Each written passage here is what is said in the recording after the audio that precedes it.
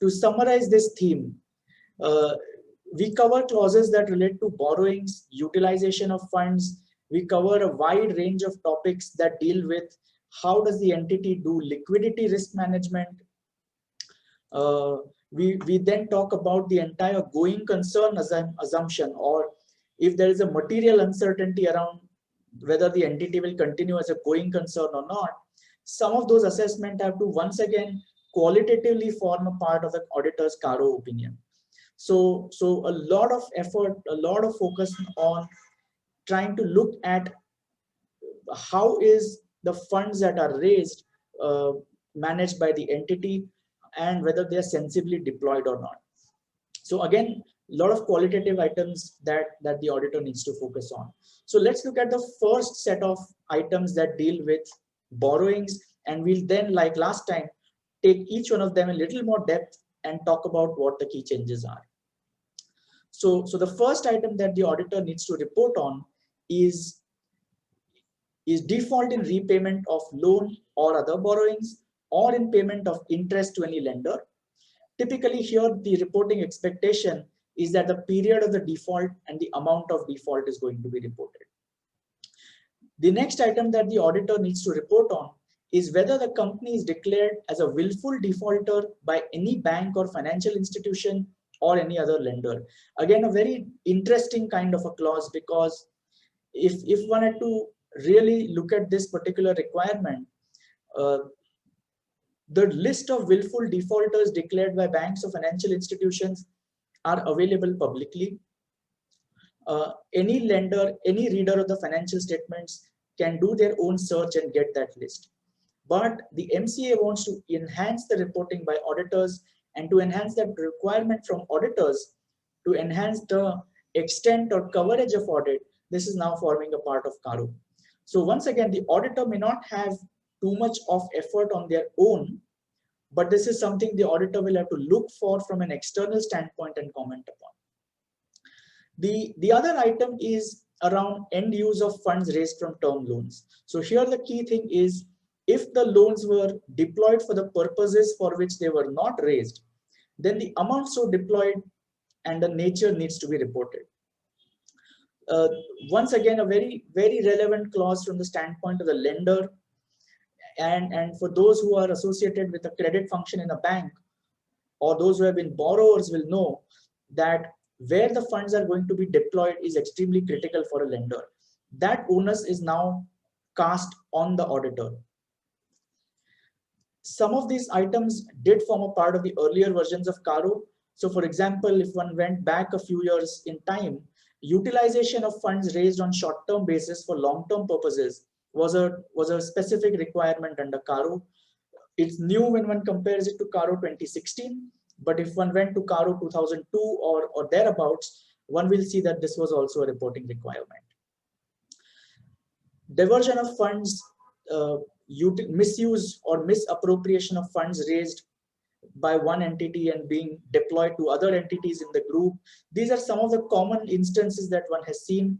Diversion of funds is a key issue that is coming out in some of the recent trends in corporate in India.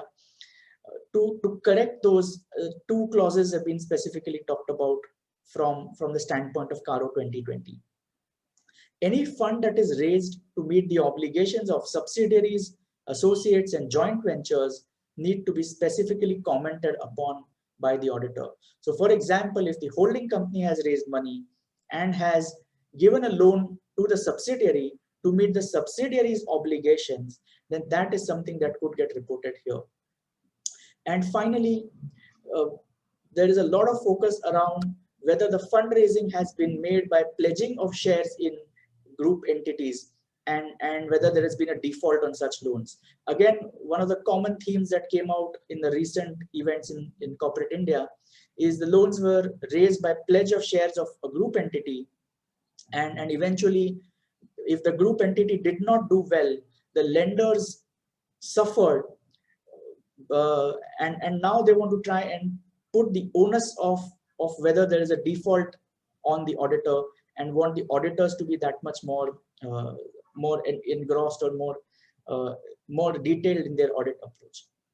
Let's look at each one of them in slightly more detail, and we'll talk about the specific facts. The first one that we should talk about is default in repayment of loan or other borrowings, or in payment of interest to any other lender. The requirement here is effectively to report two things. One, whether a default has happened, and two, the amount of default that has happened, and there is a specific format that is prescribed. Two interesting pieces in terms of the scoping. The first one, as you can see on the slide, is instruments like preference shares are not considered to be borrowings for the purposes of this clause. You will recall that under Ind AS, the classification between liability and equity is driven by the substance of the arrangement rather than the legal form of the paper. So one could have a preference share which is mandatorily redeemable, but it is classified as a liability, not as capital.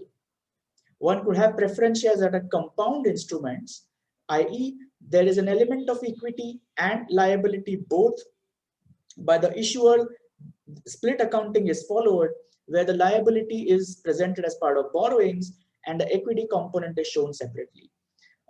So from the standpoint of applicability of this clause, any default in repayment of preference shares are scoped out. So one only looks at loans and borrowings and the repayment and payment of interest thereon. Interestingly, the non-compliances with respect to deposits or defaults in respect of public deposits is also scoped out. You will recall that there is a specific clause under CARO 2020 that talks about compliance with section 73 to 76. And hence, to avoid any sort of duplication, what is really done is that has also been scoped out. Now, what is it that the auditor really needs to disclose? The auditor should disclose all defaults committed during the year and the number of days of default. So if you read the clause, you will probably think that the reporting obligation is only defaults during the year. But there is a format which is prescribed, and the format suggests that if the default is continuing at the balance sheet date, one would then also need to give the number of days of default for those items, irrespective of when the default has occurred.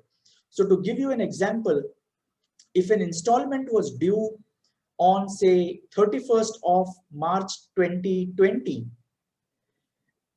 and there was a default in payment of that installment, come 31st of March 2021, if the company is still in default of that particular payout, the auditor needs to report that there has been a delay or a default that has been in existence for even the loan that was actually due on 31st March 2020. So that loan which was due in the previous year and had defaulted, if it continues to default at the year end, then that becomes a reportable item. Another nuance that I would like to highlight to you, and that's what you can see on the slide, is when the auditor reports the number of days of delay or the number of days for which the default has continued to exist, the auditor needs to consider the number of days right up to the date of the audit report. So for example, let's say the audit report is to be issued on the 15th of April, and the loan continues to be in default as of that date. In reporting the defaults, 15 days of April will also get added. So you look at defaults that existed at 31st of March, but when it comes to reporting the number of days, you extend your assessment and take the days of April also into consideration. So a small nuance relevant for those who are auditing, while we really do hope we don't have these kind of disclosures to make in our financial statements, but a relevant point nonetheless. With that quantitative disclosures, let's now move on to an interesting requirement around willful defaults.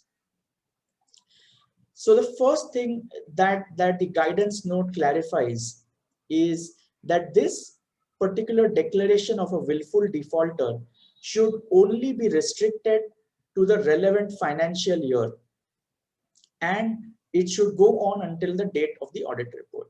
Now, what is important is to consider what is it that the RBI considers to be willful default. And let me spend 2 minutes on what RBI considers to be willful default.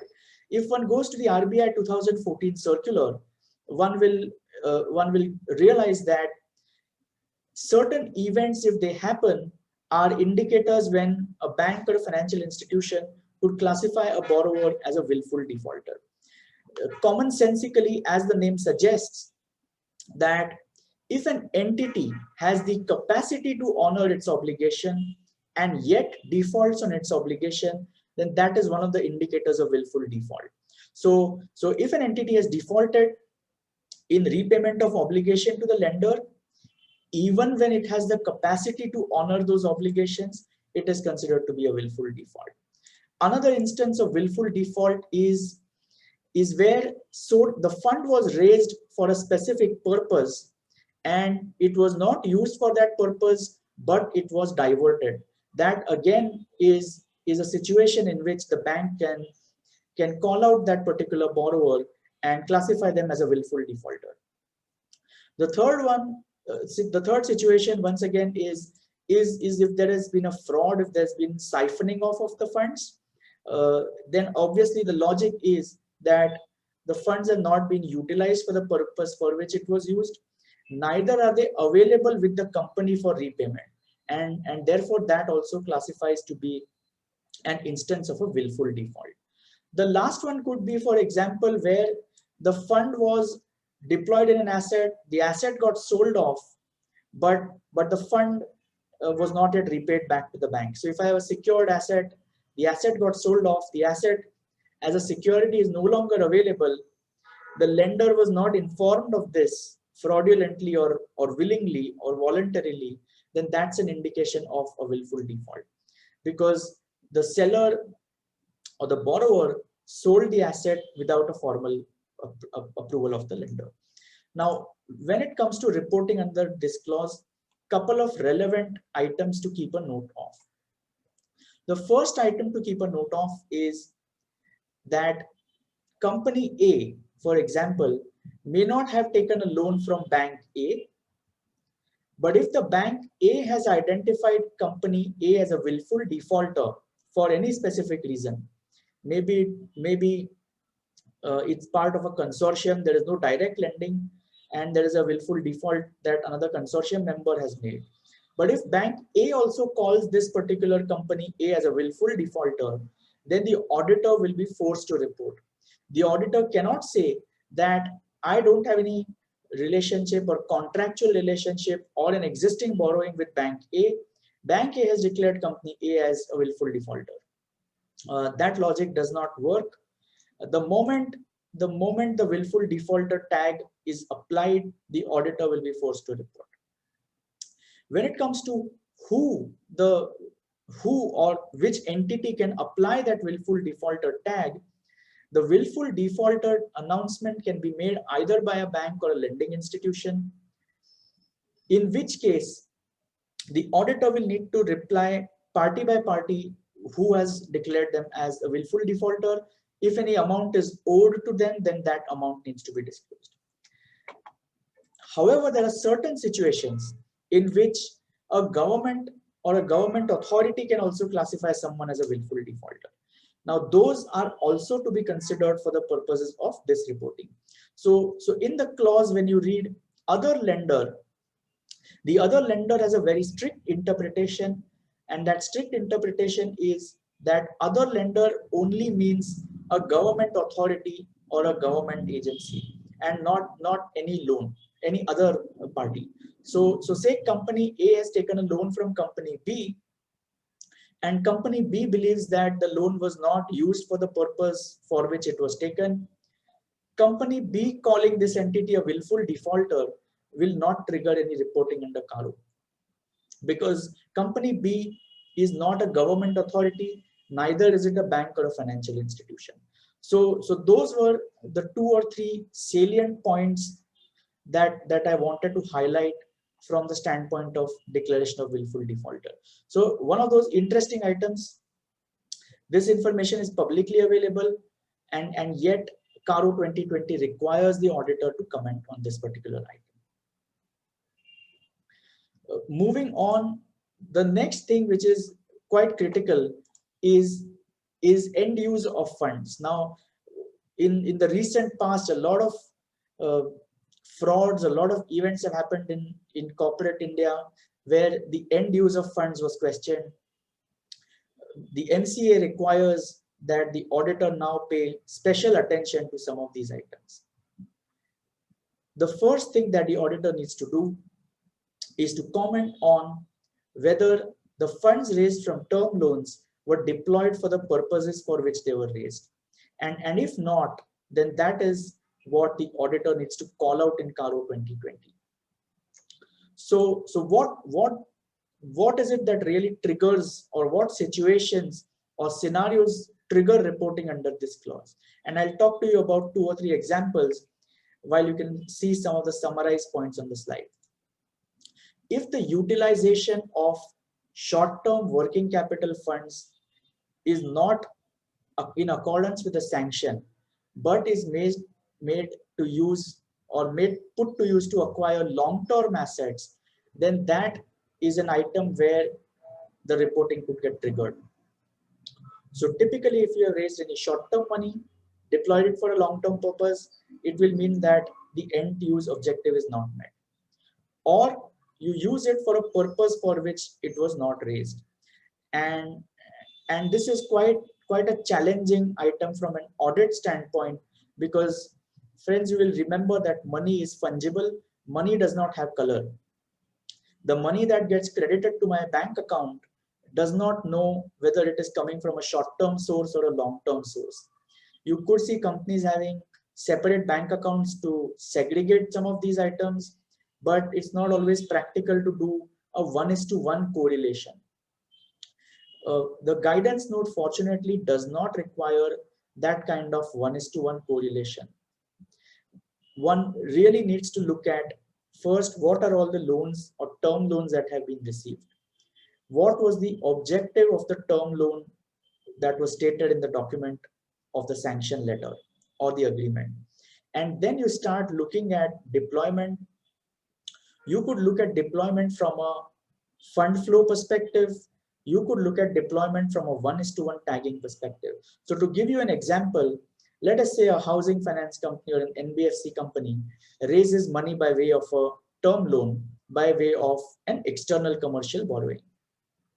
There are certain set items in which this particular proceeds can be deployed. So for example, they can be used for home loans, but not to fund real estate. Now, in this case, what would typically happen is the auditor will generally be able to see 1:1 correlation, because the management would also like to keep this aside in a separate bank account or a fixed deposit account. And as and when the relevant home loan disbursals come up, those disbursals are made out of these proceeds. So in some cases, it is very easy to track. Management may also be in a position to demonstrate compliance, but there will be equally in number instances where the one-on-one correlation does not work. The guidance note or law does not mandate 1:1 correlation. So coming back, deployment of funds, if they were deployed for the purpose for which it was not raised, again is a breach. If the funds have been transferred to other subsidiaries or group entities, that again is a challenge. Routing of funds without the permission of the lender is also a challenge. And it's therefore extremely critical, as from an audit standpoint, to try and look at it from a fund flow perspective. So let me take an example to try and illustrate what is acceptable. So let's say that the documentation or the sanction letter and the agreement says that the loan will be used to purchase machinery which manufactures or helps manufacture tires. Okay, now if the company uses this money to buy a machine which, in addition to manufacturing of tires, also helps them to manufacture a byproduct, then that will not be considered to be a breach, or will not be considered to be a situation where funds were not raised for the purpose for which they were, funds were not deployed for the purpose for which they were raised. So careful attention, little more depth or detail required to do this. And 2 points that I would like to specifically talk about from the point of view of the slides is that there could be a situation where the funding is raised near the fag end. It's raised right at the end of the year, in which case deployment will not necessarily happen at that time. One commonly understands that this fund would be parked in a fixed deposit, which is then withdrawn at a later period of time. In which case it is the responsibility of the auditor to bring this out in CARO that the money has been raised, has been temporarily deployed for or in deposits, and the deposit will happen subsequently. What that therefore also means is, if the term loan was raised in the previous year, at the fag end of the previous year, the auditor will need to comment on the utilization in the current year. So those were the two sort of minor points that I wanted to highlight. Extremely critical from an audit standpoint, because lenders can get a lot more information by looking at the CARO 2020 report. The lender's job is slightly simpler now because the auditor is going to do a lot of that kind of work for them. Let me now move on to utilization of funds raised for short-term basis. So the genesis of this, or the fundamental principle of financial management, is that a long-term asset of an entity needs to be financed from long-term funds. Just think about a situation where a company issues commercial paper, and using that money by issuing commercial paper, it starts building a plant which will only start generating money 3 years later. So if one uses funds raised by issue of a 90-day commercial paper and deploys it in a fixed asset where the revenue only starts earning from year 3, it's a basic mismatch in the way in which the fund is intended to be used and the manner of raising of the funds. And this really goes against the basic fundamental principle of fundraising, that you will use short-term money to fund long-term purpose or long-term assets. And this is an exception that is really specifically what CARO requires us to call out as auditors. This is not a new clause. This clause existed, as I said earlier, in the earlier versions of CARO. Once again, given what's happening in the current scenario, given what has happened with some of the other financial services entities, where entities borrowed money on commercial paper and they expected or hoped that they will keep on renewing, keep on rolling over the facility, such that at some stage when the asset matures, those proceeds will be used to set off the liabilities. At some point in time, unfortunately, that cycle has to break. And when it breaks, it could cause severe stress in the entire system. So therefore, to save that 9 stitches, this is a stitch in time that CARO 2020 requires. Again, application of funds, as we said, which is not long-term, is to be classified as short-term. So the guidance note has some interesting points around this, and it gives examples of what is long-term purpose. So it says, if an entity is investing in fixed assets, property, plant and equipment, investment property, long-term investments, long-term loans, those are all long-term purposes or long-term application of funds. Anything that is not a long-term application of fund is a short-term application of fund. Finally, when it comes to assessment of what is a short-term basis or what is short-term funds, one will need to be careful and do the assessment. So this clause therefore primarily requires the auditor to comment on whether funds have been raised for short-term have eventually been used for the long-term purpose or not. Moving on, again, a very interesting point. Funds raised to meet obligations of subsidiaries, associates, and joint ventures. Now normally, what is expected is that when the company has taken any funds from an entity or a person and has granted a loan to its subsidiaries, associates, or JVs, then reporting under this clause should trigger. The idea of this clause is to really be able to trace the utilization of funds. Now, what is interesting in this clause is the definition of the term obligation. The term obligation is including not just repayment of borrowings of the subsidiary, associate, or JV. So it's not that the subsidiary or associate or JV needs to have their own loans and debentures that are maturing. Even if the amount is lent to them to repay or to pay statutory dues, to pay out expenses, to pay out employee payments, those could also potentially get covered in the reporting under this clause. Now, this is a practically extremely challenging clause because you could have group structures where an entity raises money at the top co and then disburses them at the subsidiary or associates or JV level. Now once again, I think from a factual standpoint, one would really need to assess as part of the holding company's auditor, what is the utilization of the funds that have been raised by the subsidiary from the holding company. So let me take an example where company A raises a term loan from a bank. That term loan raised from a bank is given by A to A's subsidiary. Now, on a plain reading, this would mean that this is reportable.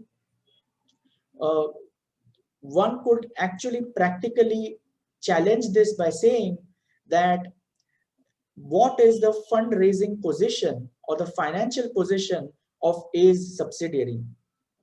If a subsidiary can demonstrate that their obligations, their liabilities can be met through their own funds or through funds other than the holding company, then it is possible that one could end up not reporting anything here. But otherwise, this is likely going to be a reportable matter. So a very common situation in the financial services is you have a core investment company where a CIC actually raises the money. The whole objective of a CIC is to lend and invest in its subsidiaries. While this is still a new reporting requirement that we are dealing with, and hopefully guidance should evolve, if you ask me, my personal view would be prima facie, this could trigger a requirement. Unless the subsidiary is able to demonstrate that, by the way, we also raised a lot of more money from other banks on our own strength, on the strength of our own balance sheet. And therefore, what was raised from the holding company was not really a significant amount.